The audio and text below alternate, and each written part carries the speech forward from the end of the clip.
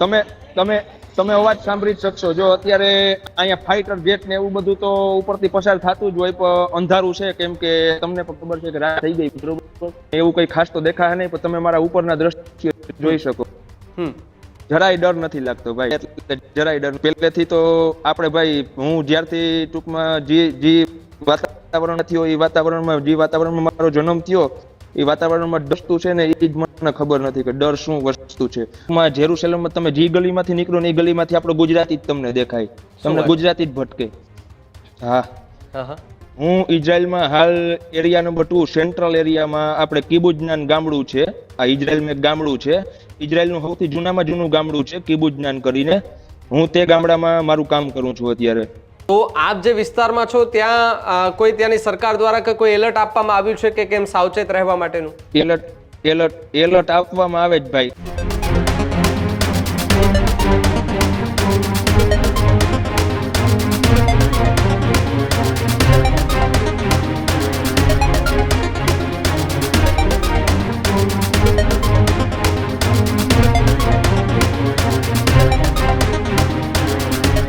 નમસ્કાર, આપ જોઈ રહ્યા છો ન્યૂઝ રૂમ ગુજરાત અને આપની સાથે હું છું ભાવિક. મારી સાથે સ્ક્રીન પર આપણે ઇઝરાયલથી મારી સાથે મારા ભાઈ જોડાયા છે, એમની સાથે જ સીધી વાત કરવી છે. કરણભાઈ વડોદરા જોડાયા છે. કરણભાઈ, સ્વાગત છે ન્યૂઝ રૂમ પર. પહેલા તો આપનું. રાધે રાધે. રાધે રાધે. કરણભાઈ, જે રીતે યુદ્ધ જેવી સ્થિતિનું અત્યારે નિર્માણ જોવા મળી રહ્યું છે, ઈરાન અને ઇઝરાયલ અને યુએસએ એક સાથે જે છે તે આમ કહી શકાય કે તમારા વિડીયો પણ મેં હમણાં ઇન્સ્ટાગ્રામ પર જોયા, અને કયા પ્રકારની સ્થિતિ હાલ તો ઇઝરાયલની અંદર? સ્થિતિની વાત કરીએ આપણે ભાઈ, તો સ્થિતિ તો અત્યારે આકરી બહુ છે. આપણે કહીએ ને કે ભાઈ આપણે પેલું વિશ્વયુદ્ધ થયું, બીજું વિશ્વયુદ્ધ થયું, તો આપણે એક રીતના જોઈએ ને તો ભાઈ કે આ ત્રીજા વિશ્વયુદ્ધ જેવું જ કંઈક છે, બરોબર. કેમ કે ભાઈ ઈરાન જેવા દેશે જેનો સપોર્ટ કરવા વાળું કોઈ દેશ નથી, તે એ દેશે બરોબર 8 કન્ટ્રી ઉપર હમલા કરેલા છે. 8 કન્ટ્રી ઉપર, તેમાં આબુધાબી, જોર્ડિયન, પછી કતાર, એવા ઘણા બધા 8 કન્ટ્રી આવી જાય છે, બરોબર. જોર્ડન, ઇઝરાયલ એવા ઘણા બધા, બહરીન, અમેરિકા, એવા ઘણા બધા 8 કન્ટ્રી આવી જાય છે. તો તે ખુદ જ પોતાની મિસાઇલ ભાઈ બનાવે છે, બરોબર. તો તે ખુદ પોતાની મિસાઇલ બનાવે છે એટલે તેને આગળ પાછળ કોઈનો ડર નથી, બરોબર.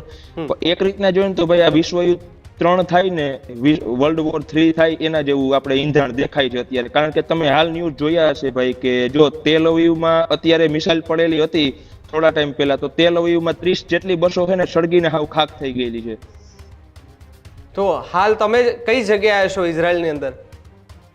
હું ઇઝરાયલમાં હાલ એરિયા નંબર 2 સેન્ટ્રલ એરિયામાં, આપણે કિબુજનાન ગામડું છે. આ ઇઝરાયલમાં એક ગામડું છે, ઇઝરાયલનું સૌથી જૂનામાં જૂનું ગામડું છે કિબુજનાન કરીને. હું તે ગામડામાં મારું કામ કરું છું અત્યારે. અને અત્યારે એ તમે જે વિસ્તારમાં છો તે કેવી પરિસ્થિતિ છે હાલ? જો ભાઈ આપણે મારા વિસ્તારની વાત કરીએ ને તો ભાઈ જો આ વિસ્તાર છે ને એક નાનકડું ગામડું છે, બરોબર. તો તે લોકોએ કઈ નાના ગામડા કે એવા કઈ અટેક માટે એવા કઈ ચૂઝ નથી કર્યા. તેની જે ઇઝરાયલની મેન જે કેપિટલ, ઇઝરાયલનું કેપિટલ કહી શકીએ, જેરુસલેમ સિટી છે, તે ઇઝરાયલનું કેપિટલ છે. આપણું કેપિટલ છે એવી રીતના ઇઝરાયલનું કેપિટલ છે એ જેરુસલેમ છે. તો તેની જેરુસલેમ, પછી હાઈફા, તેવા મેન સિટી છે, તેલ અવીવ, તેવા મેન સિટી ટાર્ગેટ કર્યા છે. તો ત્યાં હાલમાં ઘણા યુદ્ધ થયા પણ છે અને ઘણી નુકસાની પણ થયેલી છે. તો આપ જે વિસ્તારમાં છો ત્યાં કોઈ ત્યાંની સરકાર દ્વારા કે કોઈ એલર્ટ આપવામાં આવ્યું છે કે કેમ સાવચેત રહેવા માટેનું? એલર્ટ આપવામાં આવે જ ભાઈ. કારણ કે આમાં જો ઇઝરાયલ એક એવો દેશ છે ને, ઇઝરાયલ એક એવી પાવરફુલ કન્ટ્રી છે ને ભાઈ કે તમે અહીંનું ખાલી સિમ કાર્ડ એનું આપણા ફોનમાં ચડાવેલું હોય એટલે તમે કઈ એપ્લિકેશન યુઝ કરો કે ન કરો, કંઈ પણ વોરના ઈંધણ દેખાય કે કંઈ પણ વોરનું એવું કંઈ દેખાય એટલે તરત આપણામાં એલર્ટ આવી જાય. સાયરન તો વાગતા વાગે, આપણામાં એલર્ટ આવતા જાય. હું તમને એલર્ટ પણ બતાવીશ કે તે એલર્ટ કઈ ટાઈપનું આવે. જી ચોક્કસથી. જે રીતે અત્યારે જી જી જી મારામાં બેક કેમેરો થશે? ના, બેક કેમ નહીં થાય, બંધ કરીને કરવું પડશે એટલા માટે. લો તો આપણે એટલી ખાલી સુવિધામાં આપણે એટલે લોકોને ત્યાં સુધીનો આપણે સંદેશો આપી શકીએ કે ભાઈ ઇઝરાયલ જેવી પાવરફુલ કન્ટ્રીમાં કોઈ માણસને સંદેશો ના પહોંચે તેવું બનતું જ નથી, બરોબર. આખા સિટીમાં મોટા સાયરનો વાગતા હોય, બરોબર. તેની હિસાબે આપણા કાન સુધી સાયરનનો અવાજ આવી શકે અને મોબાઈલમાં આપણે તાત્કાલિક ધોરણે મેસેજ આવી શકે, તાત્કાલિક ધોરણે.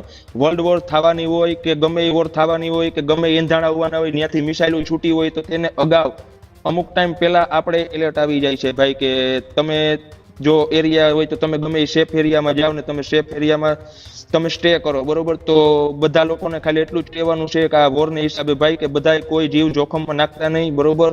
ને બધા પોતાના બંકર રૂમ, પોતાના એમ્પ્લોયર હોય તો એમ્પ્લોયર, કેરટેકરની નોકરી કરતા હોય કેરટેકરની, ને જનરલમાં હોય તો જનરલમાં, બધા લોકો એકય જાતનું રિસ્ક લીધા વગર બંકર રૂમનો એલર્ટ આવે એટલે બંકર રૂમનો બોમ્બ શેલ્ટર હાઉસ જેને કહે છે ઇઝરાયલમાં, બરોબર? તેનો તમારા આજુબાજુમાં બોમ્બ શેલ્ટર હાઉસ હોય તો તમે તેમાં જાઓ અને તમારો જાન બચાવો. આપણે તો ખાલી એટલી તમે વસ્તુ કહેવા તમે પણ માંગીએ અત્યારે એ સેન્ટરમાં છો કે અત્યારે તમે તમારા હોમ સ્ટે પર છો? લો ના એમાં એવું છે ભાઈ કે આમાં કઈ રીતના હોય કે ભાઈ આમાં આપણે એલર્ટ આવે, આમાં મેસેજ આવે, એલર્ટ નો મેસેજ આવે, બરોબર? તો એલર્ટ નો મેસેજ આવે તો જ આપણે બંકર હાઉસમાં કે બોમ્બ શેલ્ટર હાઉસમાં જવાનું હોય. એટલે જે વિસ્તારની અંદર વધારે પરિસ્થિતિ જે વિસ્તારની અંદર વધારે પરિસ્થિતિ ખરાબ હોય એ લોકોને સુરક્ષિત રહેવા માટેના મેસેજ ત્યાંથી સરકારે સીધા જ મોબાઈલ પર મોકલતી હોય છે. આવી જાય આખા ઇઝરાયલમાં અત્યારે આખું ઇઝરાયલ ટાર્ગેટ કરેલું છે અત્યારે, કેમ કે ઈરાનની મેન દુશ્મની ઇઝરાયલ અને યુએસ છે, તો આખા ઇઝરાયલને ટાર્ગેટ કરેલું છે અત્યારે,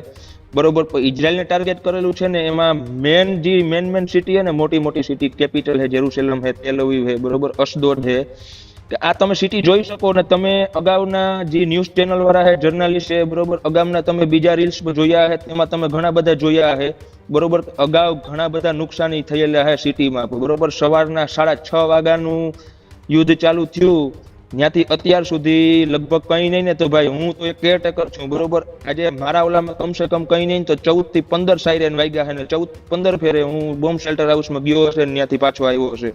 તો તમે જ્યારે એ બોમ્બ શેલ્ટર હાઉસમાં જાવ છો ત્યારે કેવો વાતાવરણ કેવું હોય છે ત્યાંનું?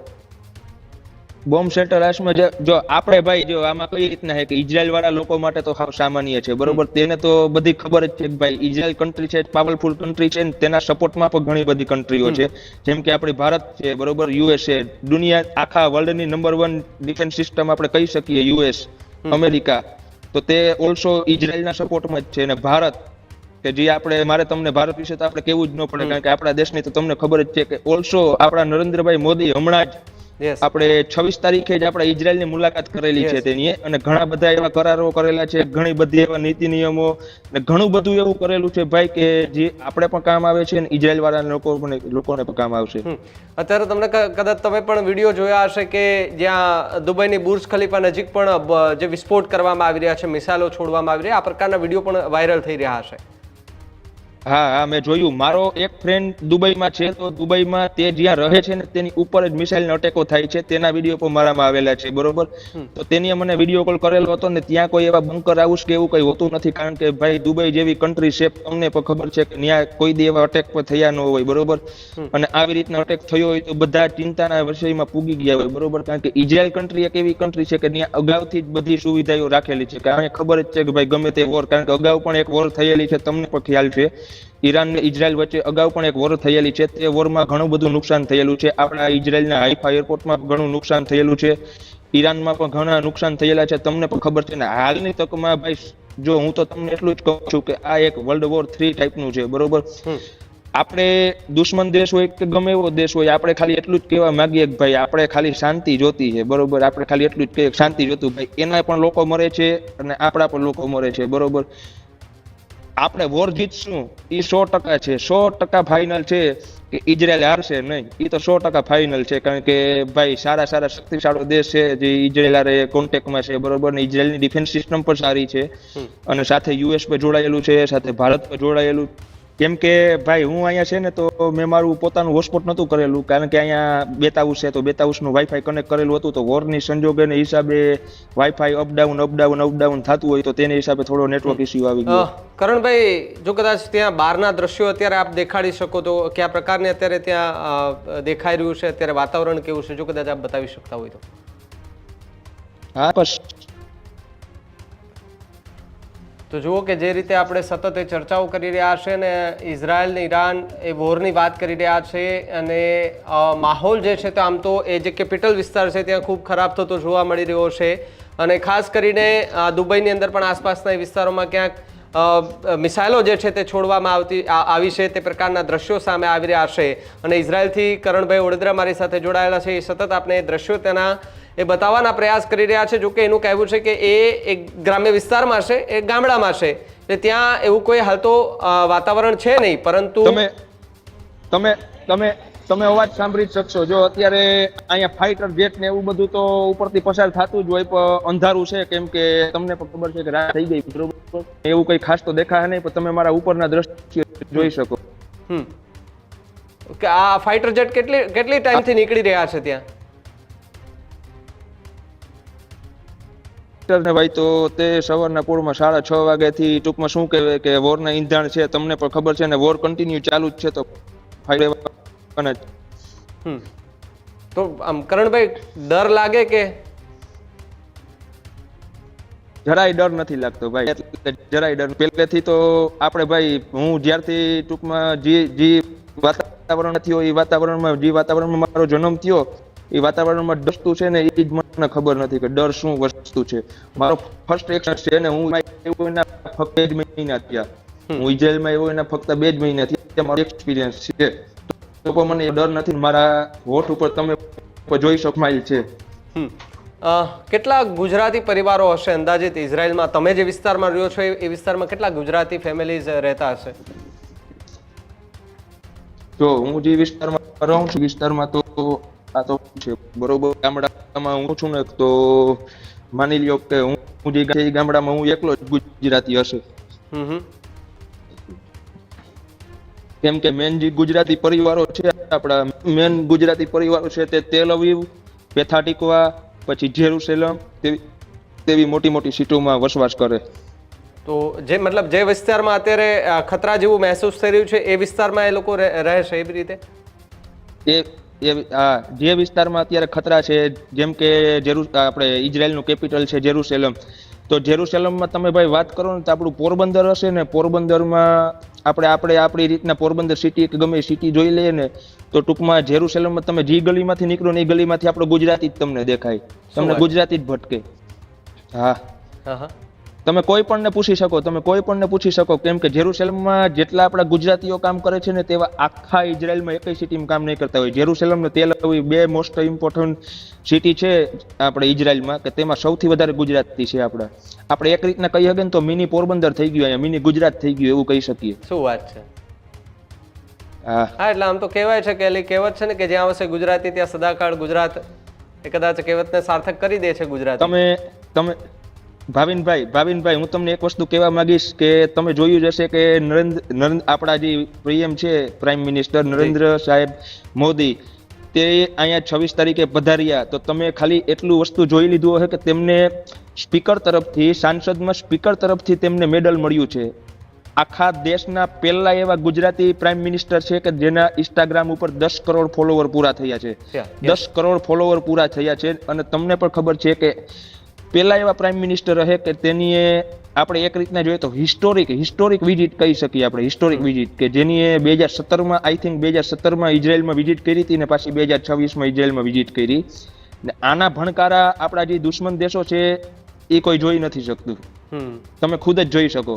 જી, તો શું લાગે છે કેટલા દિવસ સુધી આ બધું ચાલી શકે છે તમારા મત મુજબ? ત્યાં રહો છો એટલે આમ જો આપણે તો એવું જ ઈચ્છીએ ભાઈ, ભગવાનની દયા, ઉપરવાળો, તમને પણ ખબર છે કે દેવાવાળો એ ઉપરવાળો છે ને બધું લેવાવાળો એ ઉપરવાળો છે. તો આપણે જે રીતના કહી શકીએ એ પ્રમાણે કે અગાઉ જે રીતના વોર ચાલુ થઈ હતી ને અગાઉ જે રીતના વોર થઈ હતી એ રીતના ઓછામાં ઓછો 20 થી 30 દિવસનો સમય લાગ્યો હતો. આ તો આપણે બધા કહી શકીએ કે ભાઈ ભયાનક વોર છે, બરોબર. કે વર્લ્ડ વોર 3 માં પરિવર્તન થાય એવું લાગે છે બધાને, એવું બધા કહી શકે છે ને ન્યૂઝમાં એવું બધું આવે છે, બરોબર.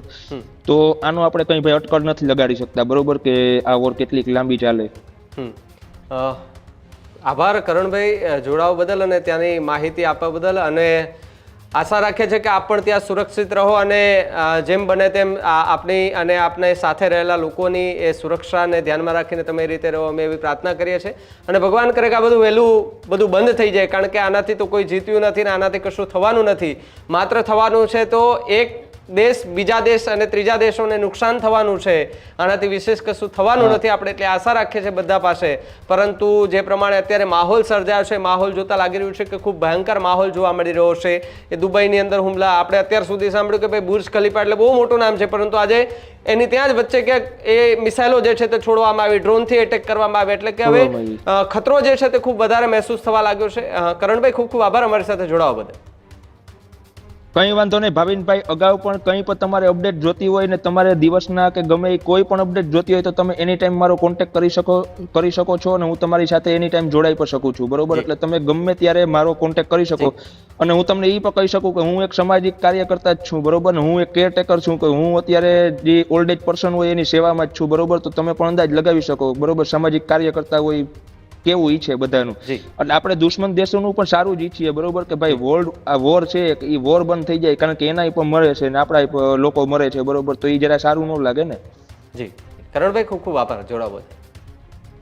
કઈ વાંધો નહીં. રામ રામ. રામ રામ ભાઈ.